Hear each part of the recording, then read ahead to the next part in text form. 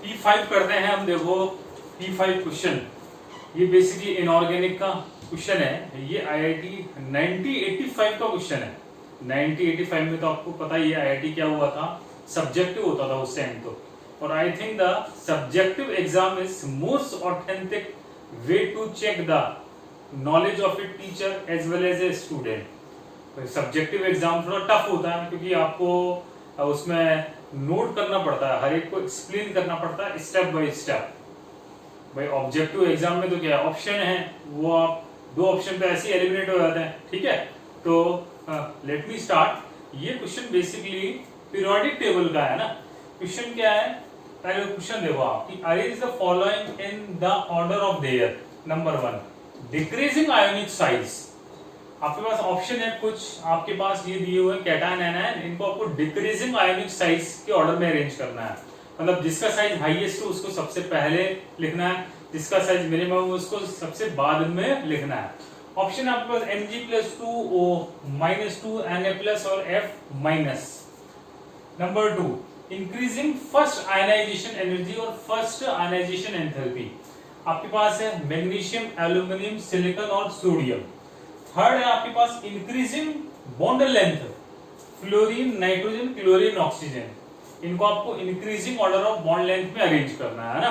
तो पहले तो इस क्वेश्चन को आप सॉल्व करें, आप डिटेल में कैसे होगा, फर्स्ट, सेकंड और थर्ड क्वेश्चन कैसे सॉल्व होगा, डिटेल में आप नोट करें, सब्जेक्टिव की तरह से सॉल्व करें। आप ऐसे आप सोचें कि मैं एग्जाम दे रहा हूं, है ना, बोर्ड का एग्जाम है, मेरे को सब्जेक्टिव लिखना है, तकरीबन 10 मिनट्स का टाइम कंज्यूम होगा।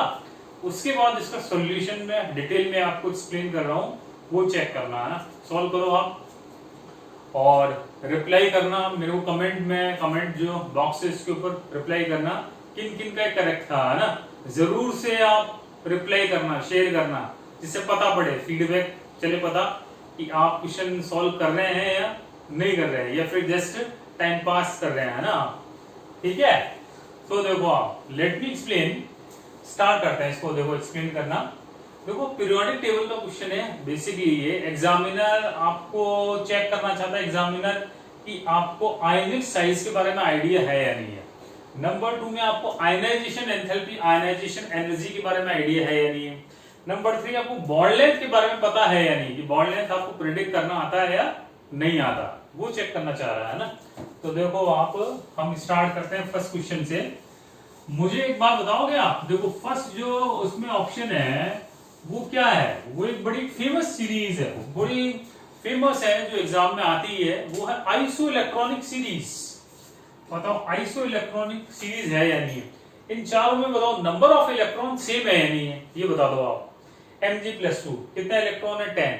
O-2 ऑक्सीजन का एटॉमिक नंबर 8, इसने 2 इलेक्ट्रॉन गेन किए, 10 इलेक्ट्रॉन्स। सोडियम इसके पास 11 इलेक्ट्रॉन, 1 इलेक्ट्रॉन इसने लूज किया, 10 इलेक्ट्रॉन।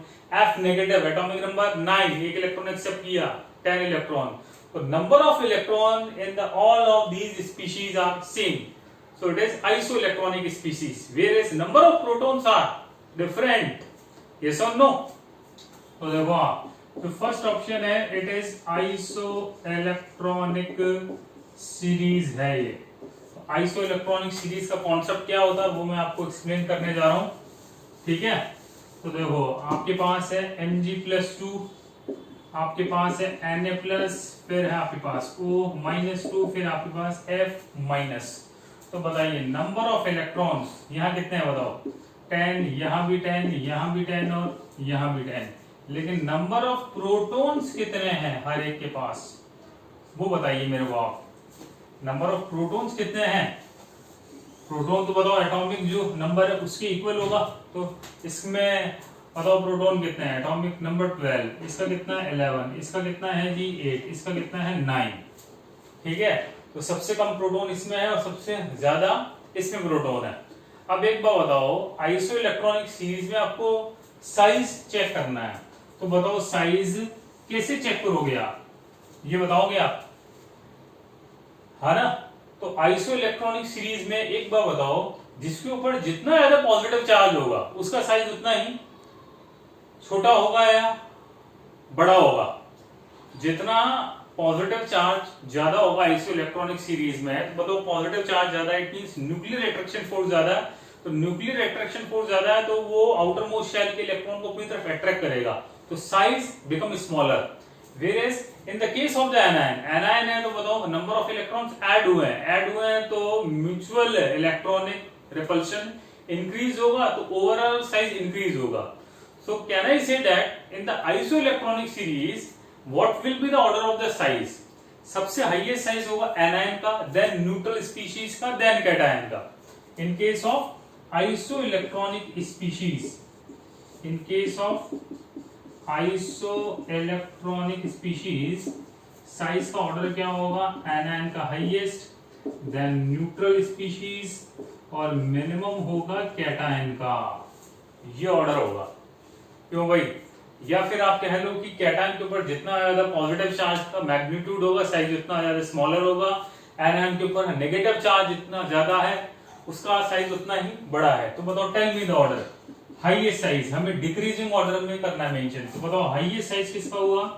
O-2 का, फिर हुआ F- का, फिर हुआ Na+ का, और minimum size observe for the Mg+2। Minimum size observe होगा Mg+2 का। Got it my point? बोलो, क्लियर है? बताओ आप। तो आइसो इलेक्ट्रॉनिक सीरीज का क्या मीनिंग हुआ? Number of electron same, number of proton different. जितना ज्यादा चार्ज होगा नेगेटिव चार्ज साइज इंक्रीज होगा, जितना पॉजिटिव चार्ज ज्यादा होगा उतना ही साइज स्मॉल होगा। ठीक है, राइट? ठीक है ना? चलो अब देखो, अब अगला देखो आप क्वेश्चन। ये तो हुआ हमारा फर्स्ट क्वेश्चन। सेकंड क्वेश्चन क्या है हमारा? सेकंड क्वेश्चन है हमें फर्स्ट आयनाइजेशन एंथैल्पी देखनी है हमें।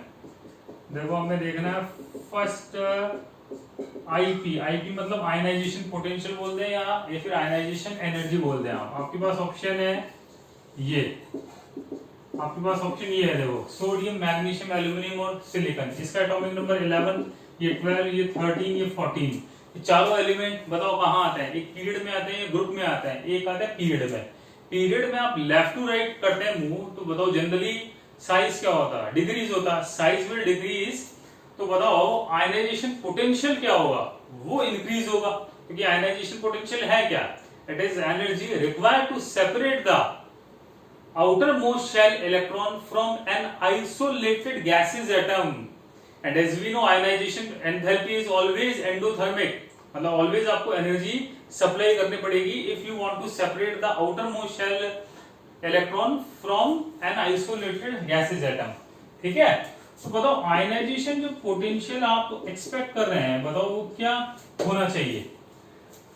देखो ये सोडियम, मैग्नीशियम, पहले तो हम देख लेते हैं क्या एक्सपेक्टेड होना चाहिए, है ना?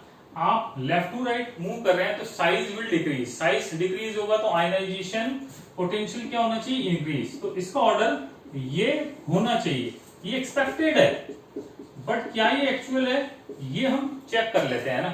देखो सोडियम, मैग्नीशियम, अच्छा मैग्नीशियम का कॉन्फ़िगरेशन क्या है? 1:2, 2:2, 2p6 और 3:2। वेयरएज एल्यूमिनियम में बताओ क्या आ जाएगा? 3:2 के बाद क्या आ जाएगा? 3p1।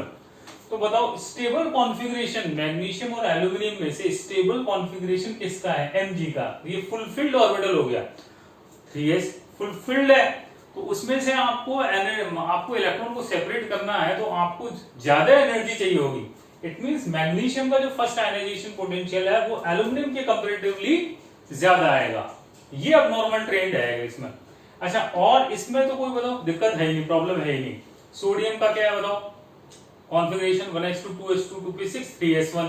आउटर मोशन में एक इलेक्ट्रॉन है, जैसे एक इलेक्ट्रॉन हटा पास वाली स्टेबल गैस कौन सी? नियॉन, उसका स्टेबल गैस कॉन्फ़िगरेशन अचीव कर लेगा, तो कोई दिक्कत नहीं है। ये तो मतलब आसानी से बड़ा अपना इलेक्ट्रॉन देगा, तो इसका आयनाइजेशन एंथैल्पी तो हो गया मिनिमम।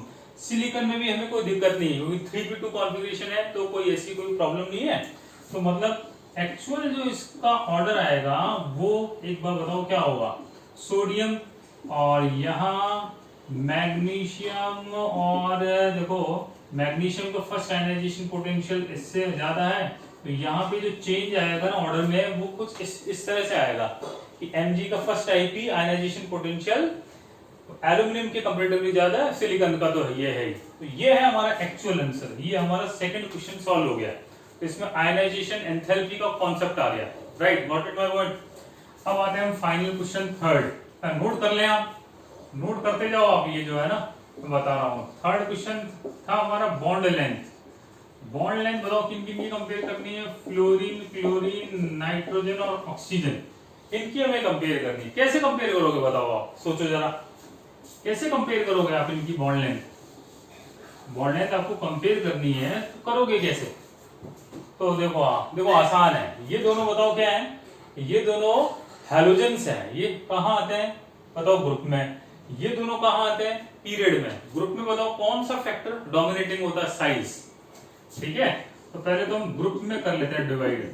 ग्रुप में बताओ फ्लोरीन और क्लोरीन है, ग्रुप में साइज डोमिनेटिंग है, क्लोरीन का साइज F2 के कंपैरेटिवली ज्यादा है। बॉन्ड लेंथ, बॉन्ड एनर्जी एक तरह के पैरामीटर्स होते हैं कोवलेंट बॉन्ड में।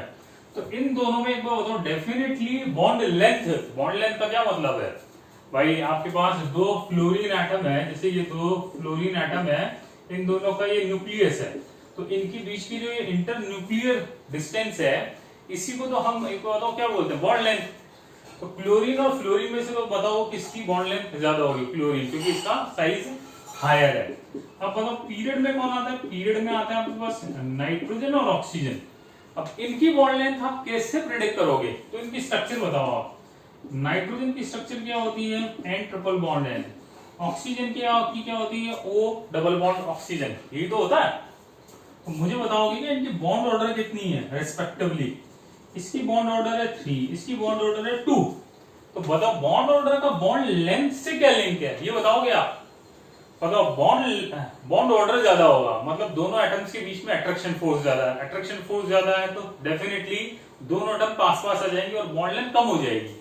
तो आप इन दोनों में कंपेयर करोगे तो बताओ बॉन्ड लेंथ किसकी ज्यादा होगी, O2 और N2 में से इसकी बॉन्ड लेंथ कम होगी, है ना, क्योंकि N2 तो वैसे ही आपको पता है it is a very stable inert gas, it is the best leaving group in the organic chemistry या पूरी केमिस्ट्री में बोल दो।